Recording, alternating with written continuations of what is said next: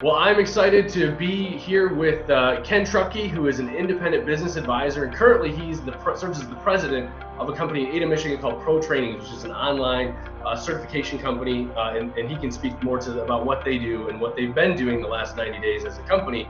But I've known Ken for a couple of years, and he is I'm a natural thinker when it comes to sales and marketing and just kind of idea generation. And Ken, I started thinking through my network of who's the person that thinks in terms of second and third tier kind of things that are going on in the world, right? We see something happening, and it's not my natural bend to think about what else could be going on in the background or might happen after that. And Ken is a person who naturally thinks in that regard, and the term he used the other day was opportunity cost, which is a great economic term. And so I'm excited to be able to have a conversation with him around just what's going on in the world, and then what are the second and third tier things that we should be thinking about in terms of what might happen, what could happen, what should we be thinking about? So Ken, I'm curious, I know you're running a company right now, and I'm curious, what is the world that you're living in and experiencing, not only from an employee-employer perspective, but also a customer perspective? I'm curious if you could speak to those two things to start with, and then we can jump into the other things that are going on in your world. Yeah, sure. Thanks, Russ. So ProTrainings primarily provides health and safety training, specifically CPR training online, which in 2003 was kind of novel. Now has not only become accepted, but in the last 90 days has become demanded. Suddenly online training is something that people look for, not just need to be presented with.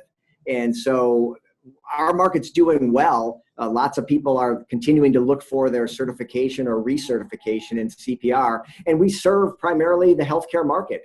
Nurses and doctors need to be recertified every 2 years. And so they're finding time to continue to keep their certifications current. So overall traffic in the market globally is down, but our share of that and our conversions on that have been consistent. So we're a little bit behind where we budgeted, back in January, but it's still been good. And the really interesting thing for us is we also provide what we call a blended solution, where you can take the cognitive part, the training part, video online.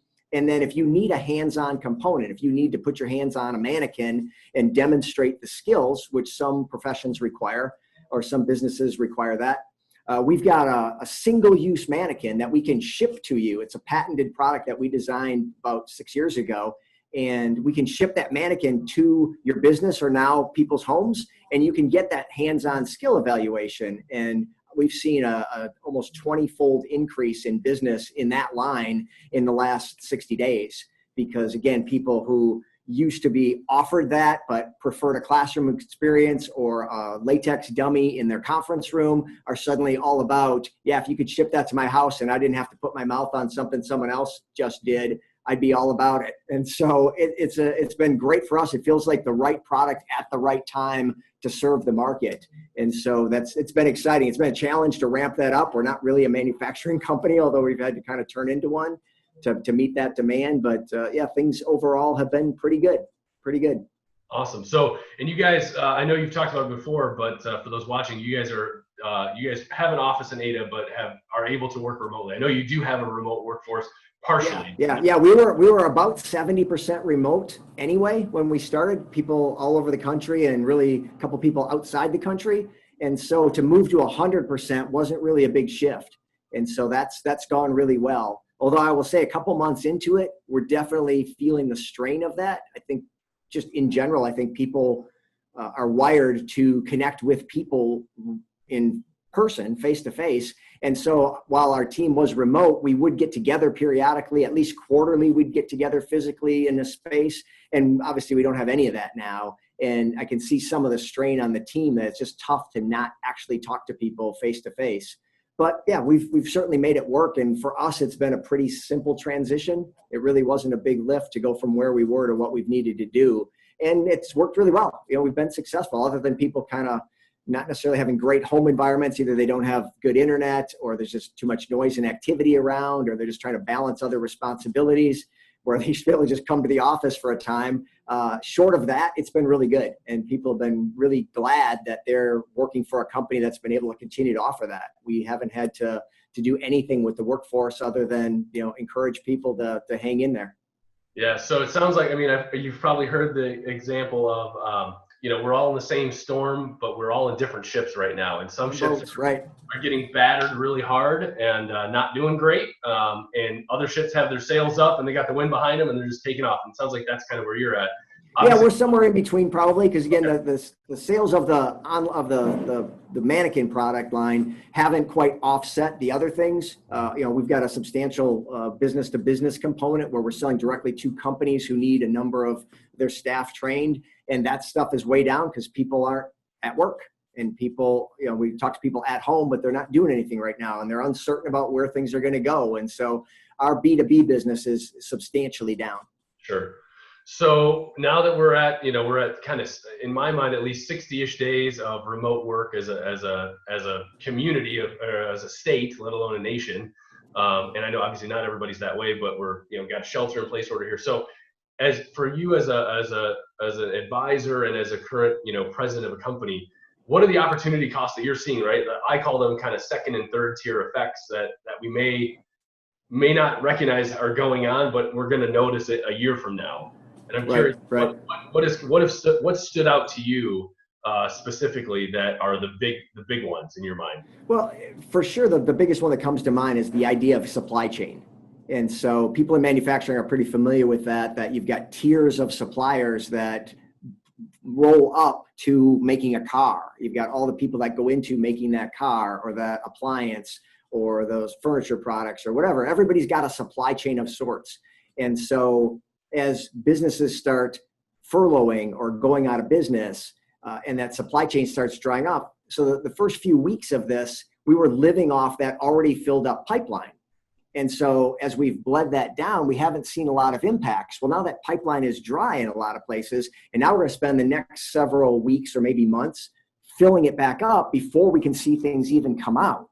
And so economically, big pictures from a supply chain view, I don't think we've seen the worst of things, because as businesses close, it starts to impact that supply chain. And we're not going to see that until those downstream companies need those things. As your suppliers go out of business or your suppliers have lag time to get things to you, that starts affecting all the other things. So I think there's going to be bigger impact in months from now that we can't really predict or explain, but in terms of quantifying it, but you can tell it's coming, because we can't, the world operates together and we're all connected. And so you've got to keep these supply chains moving, and we start pulling things out and saying they're non-essential or shut down, or they just go out of business because they can't pay their people, or then it just doesn't work, So it's not just the end products, the end customers. Think of a restaurant. Restaurants got food suppliers.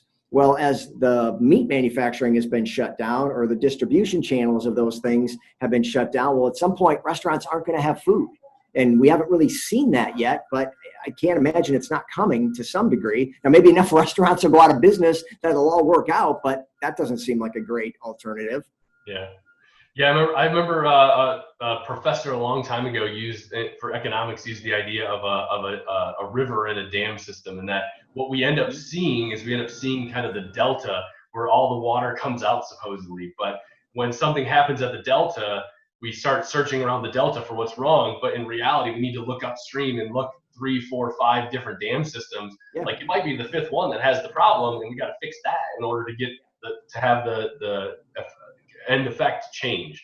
And obviously that's what you're talking about in the supply chain world. So you think supply chain, just kind of the way that our whole global economic system is kind of just, we're kind of together like this in terms of having handed things off over the past 20 years, figuring out how to do that effectively. Is that the biggest opportunity cost that you see going on right now?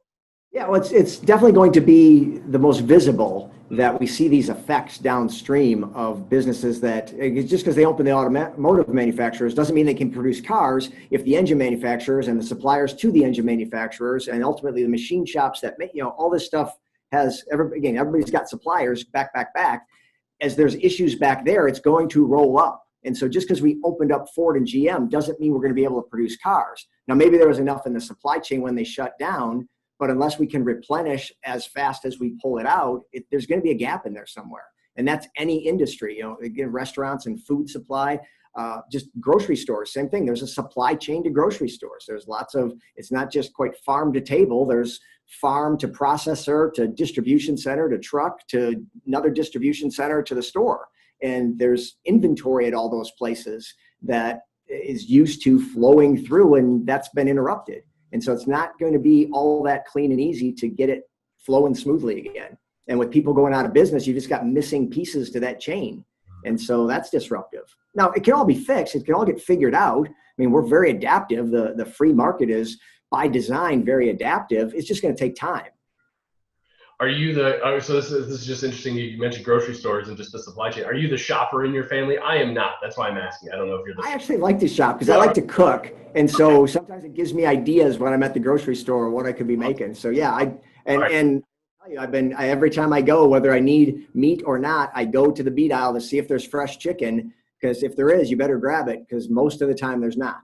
Interesting. Yeah. So I asked that just because I am not the shopper in my family, and my wife and I, we ended up going to this grocery store. I went to the grocery store for the first time like 2 days ago since this all happened. So I've not been at all. And that's fine. My wife does the shopping, right? So which I'm very thankful for, because I'm not a big shopper. But I remember walking down probably the fourth or fifth aisle. I'm like, wow, there's a lot of empty space. And she turned to me and she's like, this is actually a lot compared to like 4 weeks ago. Yeah. And I'm like, what are you talking about? And it was just because, like, for example, at the Meijer we went to, happened to go to Meijer, the paper towel and toilet paper aisle is all paper towel with no toilet paper. Mm-hmm. And it's just like, how did we get to that part? It's just crazy to me, but it's because people were hoarding, 4 weeks ago, and it's still carrying over 4 weeks later. So, as you think about the supply chain and kind of the unintended consequences, how do you see that as a business, someone who's operating and running a business right now? Like, how do you watch the things that are going on in your supply chain, and how are you, dealing with we could do this, but this is what's being suggested, and all the different things that are going on from a not only business, but also obviously health, we can call it health crisis perspective. How are you managing that thought process right now? Yeah, for the business I'm running right now, it's pretty straightforward because it's primarily digital. And so as long as our customers are still out there and need the training and the recertifications that we offer, we'll be fine, because we don't really have a lot of supply chain. We've got a team, and that team needs to be healthy and able to do their work. And as long as that continues, we'll be fine. It's our concern specifically here is much more around the demand side. That will there continue to be a requirement and people out there with the jobs that need the certification? When you got 1.7 million people in Michigan unemployed, well, they don't need their CPR certification until they get reemployed. And so that's going to have an impact on us. And we're national. So we're everywhere that people are unemployed, it affects us. So if you were to, obviously you are in the space of digital, you're in the healthcare world. If you look at it from a perspective of if you were going to give advice to a business owner who is not necessarily in the position that you're at, where you are, you guys are having success in some areas, obviously other areas are down, but you're at least the ball is moving forward. But there are folks who are just shut down right now. What would your advice be to those folks that are sitting back, not necessarily even sitting back, but just they're shut down because government said you're shut down? Yeah. And as they think through that process of, at some point, I'm not going to be shut down anymore, and I'm going to be able to go back to work. What advice would you be giving them right now? Yeah, well, I think because of that supply chain idea, we're all connected. So for that business owner, they have customers that mostly they probably know already, or at least they know types of customers, but they probably got a book of business that's repeat and people they could talk to. And they certainly have suppliers, and they know who those guys are. And those guys are probably in similar situations. Now, maybe some of their suppliers have an opportunity to be open because they serve an industry that's essential or whatever. But I would reach out. I would just make those connections, confirm, you hear a lot that we're all in this together. And there's truth to that. Well, I would play that up and reach out directly to those customers, reach out directly to those suppliers and talk about where you're at and start planning together. Because again, there's this connection And so you can't start up without your supplier. So where are they? Are they ready to start up? Are they already starting up? Can they provide you with the volume that you would need when you start up? Or are they going to be limited and going to have to decide who gets how much? And then customers, what kind of demand do they see? Do they see this picking right back up as soon as they open again? What needs to happen? What signals are they looking at? And just make the connections on both ends of that spectrum so that you have a better sense of how this can work, and just stay connected to the key partners in your business. Beautiful. Yeah. So from my perspective, my worldview right now, you've got people making policy, and they've kind of got like three big pillars they have to think about. They've got health, obviously, and healthcare and everything related to COVID. They've got business, but they also have people. And I think that's kind of the third category, whether it's kids that are home from school or parents that are at home taking care of kids and they're working from home. If you were able to speak, what would you say that government, people making policy towards health and business and people right now should be thinking about, when it comes to trade-offs, when it comes to second and third tier things? What are the things that what would you communicate to them that they should be talking about and thinking about? Well, I think the word you just used, it's trade-offs. Earlier you said opportunity cost. The opportunity cost it's a concept from economics, and in its simplest definition is trade-offs. It's that because you're doing one thing means by definition you're not doing everything else if you can only do the one thing. So I can only wear this blue striped shirt right now. So the opportunity cost of wearing this shirt was not wearing all my other shirts. So opportunity cost doesn't have a value judgment. It's not saying this shirt's better than the other shirts or this shirt's good and those shirts are bad. It just says you're doing this, not that. And so what I'd like to see us start doing more of, and the quicker the better, is having conversations about these trade-offs that we're clearly making, but kind of acting like we're not. We're kind of acting like, well, yeah, of course we're wearing the blue shirt, but we have to wear the blue shirt. And, I don't know about the other shirts. They'll just have to wait. And we just need to acknowledge, my understanding is about 1/3 of the workforce can work remotely and about 2/3 can't. So let's just take a construction worker. Well, you're either at work doing construction work or you're at home. Again, opportunity cost. If you're home, you're not at work, and vice versa. And so there's a cost there. Like if he's at home, yes, he might be saving lives and sheltering in place and doing those things, and no value judgment there. Just that's what that is. It's also not these other things. And so we've got 1.7 million people unemployed. Divide that by the 4,300-ish deaths in Michigan, and you got about 400 people unemployed who lost their job for every person who lost their life. And not to equate a job with life, but there are effects to both. And I would just like to see a better conversation around those trade-offs, because that second and third tier downstream kind of effects are going to be physical health. We're not made to sit at our, in our living room all day for 8 weeks. We got to get out and be physical. There's going to be physical implications to this, maybe increased heart disease or increased obesity and things that come with that, because now the fridge is right there all day. And so you've got that. You've got mental health issues. We're not made to feel all this stress. It's kind of weird to go out and see everyone in a mask. It's kind of weird to go out and not see anyone because no one's around. And it's just like those have effects on people. And so we might not see those until downstream, but they're just as real and to some degree just as predictable as the lives we can save by staying home.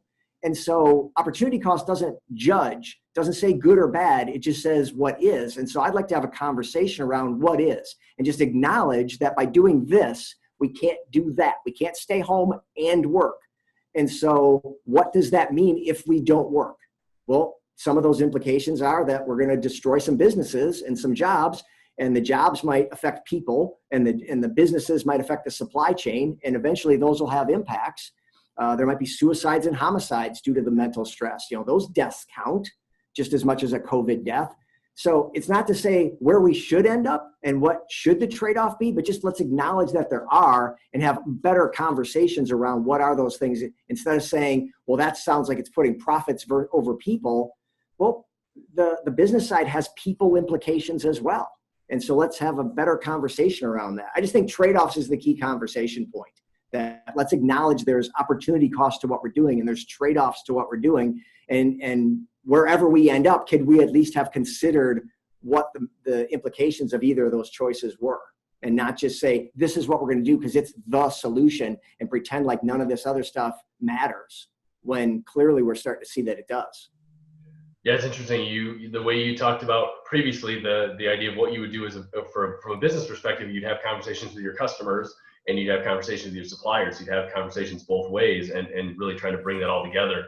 And from a communications perspective, that's really what you're talking about with a trade-off, is to say, okay, I've got these multiple areas I need to be thinking about, and I need to be able to vocalize and communicate to all of them around, yes, we need to talk about health and everything that's involved with it. That's why we're in this situation, because it's all on top. It's all top of mind. It's what we're talking about. It's what we're hearing about. But at the same time, here's what also is going on. I mean, 1.7 million unemployed Michiganders, let alone I think 30+ million Americans. I mean, it's going to have some kind of effect long term. If you were to say anything to the folks who are at home unemployed, that find themselves, furloughed or out of a job, what would you talk to them about when it comes to, you mentioned a couple things, the mental state, the physical state. What would you talk to them about in terms of, okay, you're at home, out of a job right now. Here's what I'd suggest you do. Yeah, well, the first is, remember that there's an opportunity everywhere, in that even though this might look like the worst thing that could have happened, it may turn out to be the best thing that could have happened. And we won't know for months, possibly years from now, maybe even longer. Maybe it's 50 years from now, we look back and say, oh yeah, it was 2020, that global pandemic that caused us to do A, B, and C as a country, and that's what got us to where we are. That can also be true for you personally. You can say, yeah, it was in 2020 that I realized that there was no more career path here, and I had to pivot, and that's how I ended up doing this thing that I'm doing now. And so don't lose hope. And look for the opportunity. Now might be a great time, if you're literally furloughed at home with time on your hands.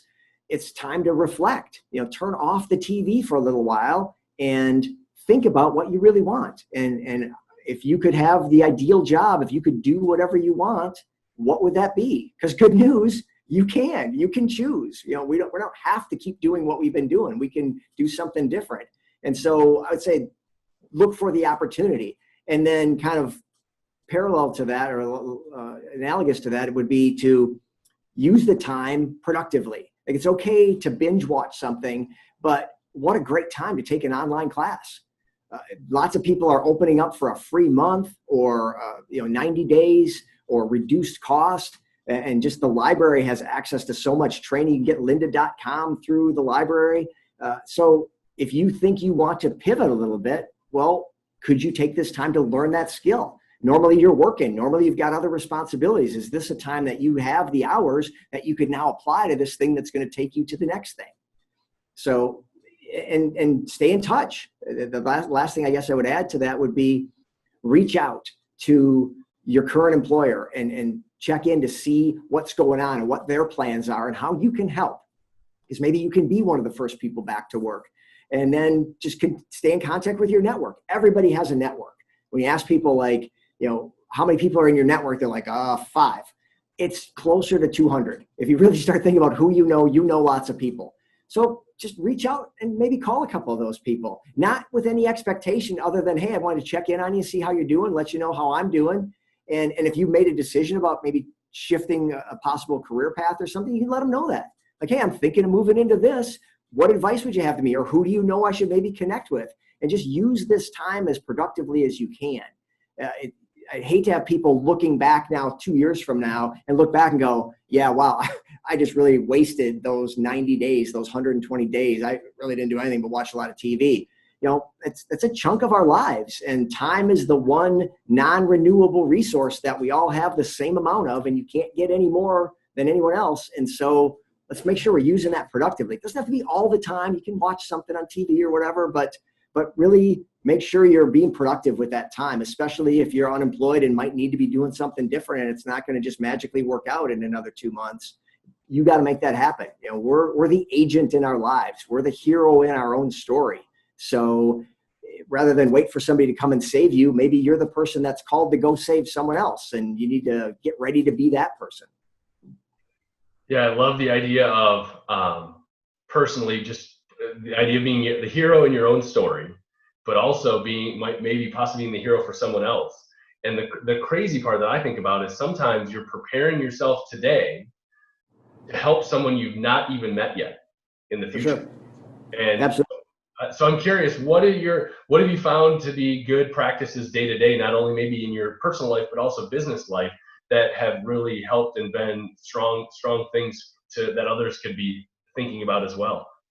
Yeah, really routine is what it comes down to. It's a joke I heard a few weeks ago that I still use because I think it's so appropriate is that what day is it? It's Blur's Day. And it just becomes so difficult to remember what day it is because they all kind of feel the same. Well, let's use that to our advantage and really treat them the same. Let's have that same kind of routine. I hesitate to say discipline. People don't usually like to think about discipline, but just call it a routine. Kind of get up at the same time every day and get dressed and do something in your morning. Maybe, read something or journal something or have your coffee or talk with your spouse or your kids or whatever that is for you, but do that consistently and then have a plan for the day. Have the 2 or 3 things that would make it a great day if you could get those things done. And don't worry about all the other stuff that's going to hit you. There's still going to be craziness that happens, but make sure that you're intentionally accomplishing something every day to just keep that muscle healthy. One of the downsides of no gyms is that a lot of us are atrophying. Our physical health is decaying because we just can't get that same workout that we used to get. Well, don't let that happen to your routine and to your productivity because you let that wane. And instead of every day getting up and doing something, now you just, get up whenever and do whatever. And, I'll get back on it when I get back to work. Well, you're going to have to, just like if you haven't worked out for 6 months, you go back to work with having had a routine for 6 months, it's going to take you a little while to get back into it versus, hitting the ground running. So yeah, I would say have some kind of a routine that can keep you productive so that you can continue to be the person you want to be. And I know I might sound like, productivity, achieve, go, do, no TV, but it's really about, when we look back at our lives, what do we want to be known for? What do we want to have accomplished? We've all got some dreams inside that we want to achieve and the ideal person that we want to become. And so it's not necessarily a question of this is what you should be doing as much as do the things that are going to make you the person that you want to become so that you can always look back without regret about the time you spent. So it's not that you can't enjoy yourself or that you can't give yourself a little bit of grace in these crazy times, but don't just give up and don't just stop because you only have this one life and you want to get somewhere with it. And so make sure that you're at least moving somewhat toward that person. So again, you can look back on this time and feel good about it. You did the best you could with it. You made the most of it, even though it was difficult and crazy and whatever, you still moved yourself forward. It's so well said, and that's why I've appreciated spending time with you the past couple of years that we know each other. So I'm curious, as just kind of a final question, have you started to build a framework of the future for yourself in terms of 2 years from now, a year from now, how you think you're going to process through kind of what we're going through in the immediacy? Like, is that something you've started to kind of think through, not only personally but also professionally?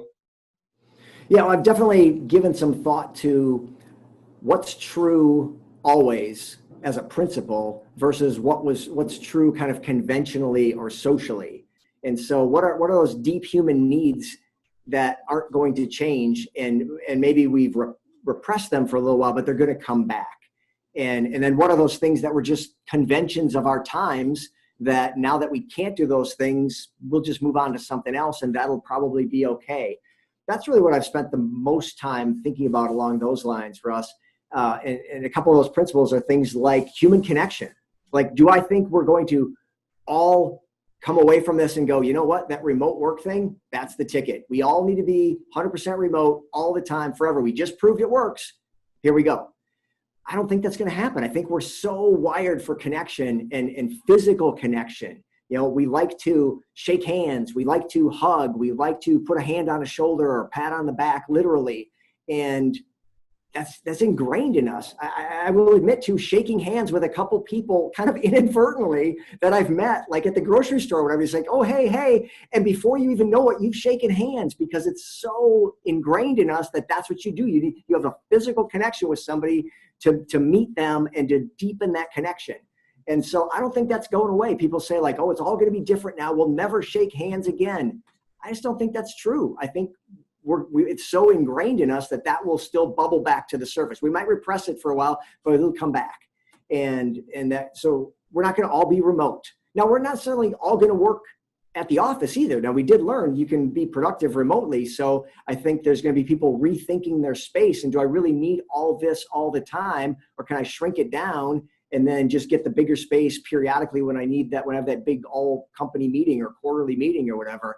Yeah, I think that's true too. So there's a balance in there somewhere, but we need connection. We need to see each other. We need to be with each other. And that's not changing anytime soon. And so we can repress it, but it's going to come back, and that's okay. And so to think that I wouldn't jump off a cliff and say, the world's going to be so 100% different than it is today. So just plan on this going forward. Things are always changing. Things were changing before COVID. They were just slower and less dramatic and less obvious. COVID, if nothing else, has just made big change in a short period really obvious. And so it feels like, oh, this is the thing we'll never go back from. I mean, I'll throw out 9/11 and then I'll stop. After 9/11, you probably remember we all sang the national anthem. Like anywhere you went, when you went to a game, everyone sang. No one used to sing it, but now everyone sang it. Like the whole song, loud as you could, everywhere. And that went on for, I don't know, a year and a half, and started fading in. Not quite everyone was doing it. Pretty soon we were back to, like, the water came back to level, and nobody sang the national anthem. Only the person performing sang it, no one else sang. So to me, that was a good example of something where behavior changed for a period, and then we kind of came back to our natural state. And I feel like that's handshaking and working remotely and social distancing and wearing masks. And I just think like we're going to do some of those things for a while, and then we're going to realize like that's just not how we're made, and that's not what we're really here to be doing. And it's going to kind of come back down to level. And so I just don't think it's because everyone said at the same time at 9/11, like everything's different now. Nothing, the world has changed. It will always, forever be changed based on this. And in a lot of ways that was true, but not in some of the ways that we used as the examples of things that will never go back to the way they were. And I'm hearing people say, we'll never shake hands again. We'll never work in offices again. And it's just not how it's going to go. So to the extent that that's thinking forward, that maybe answers your question. Yeah, no, it definitely does. I think, as you use the 9/11 example, obviously just like everyone who, was of adult age, can consciously remember where they were and what they were doing. I remember in that immediate aftermath, all the things that we thought would change. And really, in my head, just as we're talking here, the two things that come to mind is that, we still have a war on terror going, right? Which we didn't think it would go this long, and it's continued to go. And the other one is TSA. That's the other, like we created a whole branch of government, Homeland Security and TSA, and we can't go with family and friends to the gate anymore to see them off on an airplane. Yeah. But everything else we talked about that was discussed, those are the two that stayed. And so it makes me wonder if your example is going to be similar, right? That we've got kind of this wave of all these things that are going to stop and eventually they'll level off again. Yeah. And just if I could just jump in with one last thing, the online selling was a similar example, I think. Like, okay, that's it. That's the death of brick and mortar. Now that we can buy online, we'll never go to a store again. I mean, there was a lot of years where that was like, oh yeah, it's coming. And it never really came. And now 20 years after the dot-com bubble, we're still going to stores. And it's because I think it's the same idea that because we're made to connect, we like to go see other people. We like to touch things. We like to talk to people and hear the story about the product. We don't just want to go online and buy it. Now, if it's purely transactional, sure, jump on Amazon, get what you need, in and out, super easy. But if you want to look at something or talk to somebody about it, you want to go to the hardware store because you got a plumbing problem, you're not exactly sure what you need. We like to go places and talk to people because that's how people are made. And so things can have an impact on who we are, but I don't think they're going to permanently change who we are. I think there's, whatever the number is, 10,000 years of human history, and it might feel because we're here right now going through this, that it's going to be different, but I think history says it's not going to be different. We're gonna maybe spike, but we're going to come back to how we were made and how it all works. So last two questions, and it's one question, but two sides of a coin. One is, what's the blessing in disguise that's come for you, maybe either personally or professionally, through this process that you didn't expect? And the other side is, what are you most looking forward to after, as restrictions are taken down and we are able to go back to the life we quote unquote before? I'd love to know those two answers. Yeah, I would say they're both personal. And one is the blessing has been reconnecting with family, because now we're home all the time. We actually reinstituted what we used to do naturally years ago, which is a family dinner. And now we're on day 47 in a row of a 6 p.m. dinner. And so it's created, and we take turns cooking because, my kids are all old enough to be able to help out. And so it's been a great blessing. We have great conversations. Sometimes we stay for an hour and a half. Sometimes it's only 20 minutes. It just depends on, what the day brings. But it's a chance to get together and kind of take a breath and just share again. And like we used to do, and just talk and interface, because we can't really go see other people. And so we're getting to see, spend time with each other. But we've really intentionally tried to turn that into a positive, because no matter how big your house is and how few people you might have in that big house, it's a lot of time with the same people over and over when that's your confined space. I don't think anybody has a big enough house with only a couple people that they're like, oh no, I'm good. I got all kinds of places to go. I mean, it feels confining to everyone at some point. And so that's tough, but we've really tried to make that the time that we spend and kind of cherish each other and remember how much we care about each other and just, revisit those daily. And then the add on to that of what I'm most looking forward to is just getting out, just being able to go to a restaurant and go to a shop and just be out. I love to eat out.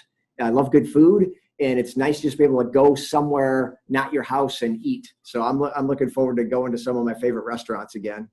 Awesome. Well, I would wholeheartedly agree with you. I mean, I know we've been doing takeout here and there, but it's not the same. It's just, you're going home to eat it on your plateware. It's just a different world. So, all right. So you're definitely in a confined space. Your place isn't all that big for 3 people, right? Yeah, exactly. We're at under 500 square feet. We've realized the minimalist lifestyle is, definitely hindered or not the best approach when it comes to the quarantine life. Yeah, for sure. But we've been out for walks almost every day, regardless of, regardless of the temperature, the weather. We went for a walk and it started raining yesterday. We're like, well, at least we're outside, right? So it'll be interesting to see when you can actually go to 20 or 30 businesses over the course of a week, because you go to a restaurant, and you go to the hardware store, and you stop at a local, just all the places that we normally frequent. It'll be interesting to see. Yeah. Well, I'm sure you're looking forward to getting back to events and being in rooms with dozens or hundreds of people and reconnecting with people they haven't seen, and just being places where other people are. It feels weird to only see the same people all the time, week after week now. Yeah. One of the things that I've, one of the operating principles that I've had for my business early on was, someone said, I don't even remember who it was, but they said, tell the story that you have access to. Okay. Because no one else has access to the things you have access to. So it's your unique story. And so it's the idea of, when I think about some of the bigger events that I photograph that, have hundreds or thousands of people at them, the people and the interactions that are happening at those dinner tables and at those, during those cocktail hours, it makes me wonder, if we went back 2 or 3 years, could we identify relationships that were built in those times that are now having effect in a major way because of new relationships were built, and so therefore business grows, and all that stuff. And then it makes me wonder, as we continue to do that, how many people are going to be even more intentional about that, because they've realized, I need to have a strong network, I need to have great relationships. Yeah, we're all connected, and any opportunity we have came from another person. And so if you want more opportunities, you got to meet more people. And right now we're very restricted around that. And so getting back to that place and time where we can go connect with other people and find out how we can help and be of service, and how we can, find opportunities, it's going to be great. Definitely, I'm looking forward to that on the professional side again. Yeah, absolutely. Yeah. Can't wait to pick up a camera and go have 4 people get together because they happen to know each other. Hey, y'all know each other? Yeah, great. let's get together for a photo and not have to socially distance and not have to wear masks. So, Not have to use the wide angle because they're 6 feet apart. yeah, I know it'll be interesting to see what happens initially, and then like you said, kind of there's gonna be a wave, and then it'll go back to The national anthem, man. We're gonna be singing it for a while, and then it'll all go back to normal. Yeah, exactly. All right, so if people want to know more about you and what you're doing as an advisor and also as the president of ProTrainings, where should they find you, and where can they find you online? Yeah, absolutely. Thanks. My website is kentrupke.com, and you can find out about what I do and how I do it. And there's a page with some videos on there with me talking about stuff like this and how I think. And so I think a professional relationship, an advisory relationship, is a lot about the chemistry. It's like any relationship. You got to be able to get along and work together. And so I want you to really know about me. And so I put some videos out there. So if that resonates with you, well, then we should talk, and maybe there's an opportunity to work together. But if you go, I can't work with that guy, well, I'd rather know that up front. So go to my website, and there's information there. And then ProTrainings, I'd love to have you go to there. It's protrainings.com, and find out about the training that we provide and some of the unique things that we can offer right now. Yeah, it's a nice company, and super proud of what we've been able to do and the team that we've put together and how they're performing these days. It's all been really, really encouraging and gratifying. Awesome. Well, like I said, it's been great to be able to get your perspective on not only today, but also the past couple of years that we've known each other. So I definitely would wholeheartedly tell people, go visit kentrupke.com, go to protrainings.com, and go check out what you're up to, because you're having an impact not only just in your family, like you said, with dinners at 6 o'clock every day, but with a team of people around you that you're leading along. Yeah. So I appreciate your time and I wish you all the best. Yeah, same, Russ. I value your friendship as well. I appreciate the time to get together and chat a little bit. So take care, and hopefully we will literally see each other soon.